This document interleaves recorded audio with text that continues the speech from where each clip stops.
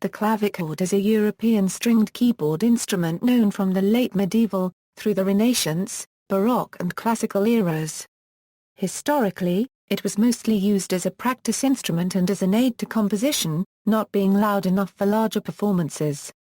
The clavichord produces sound by striking brass or iron strings with small metal blades called tangents. Vibrations are transmitted through the bridge, S, to the soundboard. The name is derived from the Latin word clavis, meaning key, and chorda meaning string, especially of a musical instrument. History and use. The clavichord was invented in the early 14th century. In 1504, the German poem Der Minneregel mentions the terms clavicemballum and clavichordium, designating them as the best instruments to accompany melodies. One of the earliest references to the clavichord in England occurs in the Privy Purse Expenses of Elizabeth of York, Queen of Henry VII, in an entry dated August 1502. Item. The same day, Hugh Dennis for money by him delivered to a stranger that gave the Queen a pair of clavichords. In crowns form his reward libas. The clavichord was very popular from the 16th century to the 18th century, but mainly flourished in German-speaking lands, Scandinavia, and the Iberian Peninsula in the latter part of this period. It had fallen out of use by 1850. In the late 1890s, Arnold Demetre revived clavichord construction and Violet Gordon Woodhouse, among others, helped to popularize the instrument. Although most of the instruments built before the 1730s were small, the latest instruments were built up to 7 feet long with a 6-octave range. Today clavichords are played primarily by Renaissance, Baroque, and Classical music enthusiasts. They attract many interested buyers, and are manufactured worldwide. There are now numerous clavichord societies around the world, and some 400 recordings of the instrument have been made in the past 70 years. Leading modern exponents of the instrument have included Derek Adlam, Christopher Hogwood, Richard Treasure, and Miklos Barney. Modern music. The clavichord has also gained attention in other genres of music, in the form of the clavinet, which is essentially an electric clavichord that uses a magnetic pickup to produce a signal for amplification. Stevie Wonder uses a clavinet in many of his songs, such as Superstition, and Higher Ground. A clavinet played through an instrument amplifier with guitar effect pedals is often associated with funky, disco-infused 1970s rock. Guy Sigsworth has played clavichord in a modern setting with Paragraph RK, notably on the studio recording of All Is Full of Love. Paragraph RK also made extensive use of and even played the instrument herself on the song My Juvenile of her 2007 album Volta. Tori Amos uses the instrument on Little Amsterdam from the album Boys for Peel and on the song Smokey Joe from her 2007 album American Doll Posse.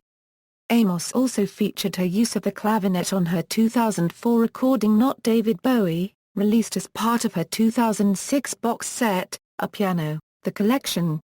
In 1976 Oscar Peterson played songs from Porgy and Bess on the clavichord. Keith Jarrett also recorded an album entitled Book of Ways in which he plays a series of clavichord improvisations. The Beatles for No One features Paul McCartney playing the clavichord. Rick Wakeman plays the clavinet in the track The Battle from the album Journey to the Center of the Earth. Structure and action. In the clavichord, strings run transversely from the hitchpin rail at the left-hand end to tuning pegs on the right. Towards the right end they pass over a curved wooden bridge. The action is simple, with the keys being levers with a small brass tangent, a small piece of metal similar in shape and size to the head of a flat-bladed screwdriver, at the far end. The strings, which are usually of brass, or else a combination of brass and iron, are usually arranged in pairs, like a lute or mandolin. When the key is pressed, the tangent strikes the strings above, causing them to sound in a similar fashion to the hammering technique on a guitar. Unlike in a piano action, the tangent does not rebound from the string. Rather, it stays in contact with the string as long as the key is held, acting as both the nut and as the initiator of sound. The volume of the note can be changed by striking harder or softer, and the pitch can also be affected by varying the force of the tangent against the string. When the key is released, the tangent loses contact with the string and the vibration of the string is silenced by strips of damping cloth. The action of the clavichord is unique among all keyboard instruments in that one part of the action simultaneously initiates the sound vibration while at the same time defining the endpoint of the vibrating string, and thus its pitch. Because of this intimate contact between the player's hand and the production of sound, the clavichord has been referred to as the most intimate of keyboard instruments. Despite its many limitations, including extremely low volume, it has considerable expressive power, the player being able to control attack, duration, volume, and even provide certain subtle effects of swelling of tone and a type of vibrato unique to the clavichord. Fretting. Since the string vibrates from the bridge only as far as the tangent, multiple keys with multiple tangents can be assigned to the same string. This is called fretting. Early clavichords frequently had many notes played on each string, even going so far as the keyed monochord. An instrument with only one string. Though most clavichords were triple or double fretted. Since only one note can be played at a time on each string, the fretting pattern is generally chosen so that notes rarely heard together share a string pair. The advantages of this system compared with unfretted instruments include relative ease of tuning, greater volume, and a clearer, more direct sound. Among the disadvantages, temperament could not be reset without bending the tangents. And playing required a further refinement of touch, since notes sharing a single string played in quick succession had to be slightly separated to avoid a disagreeable deadening of the sound, potentially disturbing a legato line. Some clavichords have been built with a single pair of strings for each note. The first known reference to one was by Johann Spith in 1693, and the earliest such extant signed and dated clavichord was built in 1716 by Johann Michael Heinitz. Such instruments are referred to as unfretted, whereas instruments using the same strings for several notes are called fretted. Among the advantages to unfretted instruments are flexibility in tuning and the ability to play any music exactly as written without concern for bad notes. Disadvantages include a smaller volume, even though many or most unfretted instruments tend to be significantly larger than fretted instruments. And many more strings to keep in tune. Unfretted instruments tend to have a sweeter, less incisive tone due to the greater load on the bridge resulting from the greater number of strings, though the large, late Swedish clavichords tend to be the loudest of any of the historic clavichords. Pedal clavichord. While clavichords were typically single manual instruments, they could be stacked, one clavichord on top of another, to provide multiple keyboards. With the addition of a pedal clavichord, which included a pedal keyboard for the lower notes, a clavichord could be used to practice improvising and, only when printed music became easily available, to learn organ repertoire. Most often, the addition of a pedal keyboard only involved connecting the keys of the pedal board to the lower notes on the manual clavichord using strings, so the lower notes on the manual instrument could be operated by the feet. In the era of pipe organs, which used man-powered bellows that required several people to operate, and of churches being heated during church services if at all, organists used pedal harpsichords and pedal clavichords as practice instruments.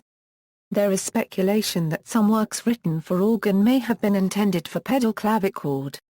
An interesting case is made by Speerstra that Bach's 8 little preludes and fugues, now thought spurious, may actually be authentic. The keyboard writing seems unsuited to organ, but Speerstra argues that they are idiomatic on the pedal clavichord.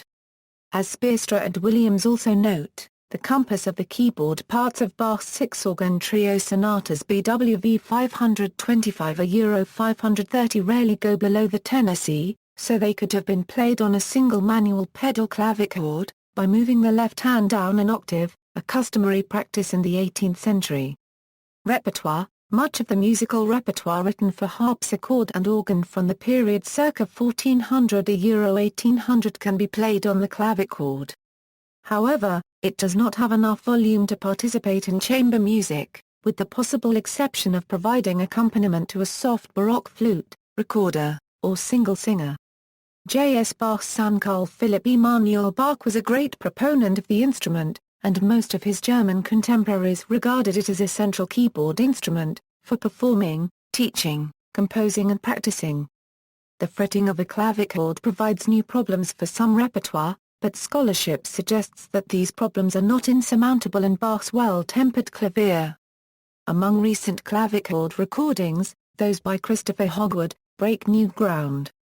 In his liner notes, Hogwood pointed out that these composers would typically have played the clavichord in the privacy of their homes.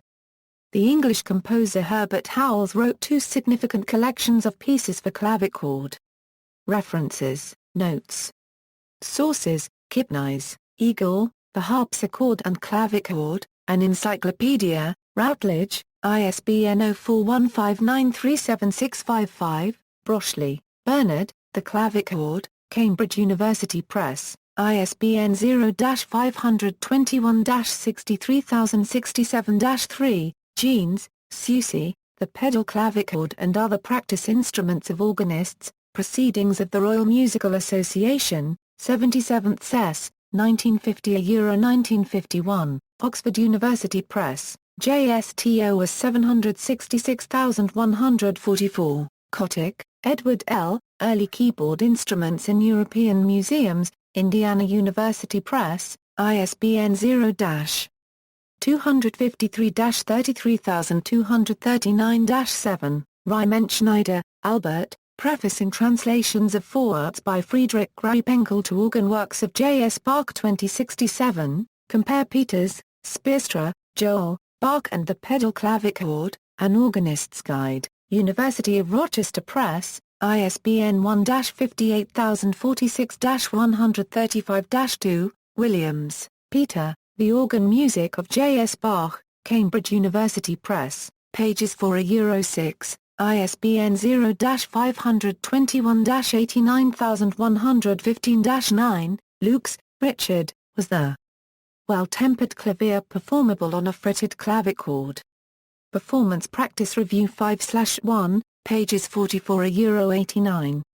External links, Introduction of the Clavichord by Bernard Brochley, Clavichord International, British Clavichord Society, Boston Clavichord Society, Clavecin Par Copyright Dahlia by Yves Rechsteiner, 2001, Clavichords at the House of Heinrich Scher 1/4 TZ, Historical Clavichords at the Metropolitan Museum of Art, Clavichord by Christian Kintzing, Neuwied, Germany, 1763, Clavichord by John Christopher Jesse, Halberstadt, Germany, 1765, Clavichord, Germany, 18th century.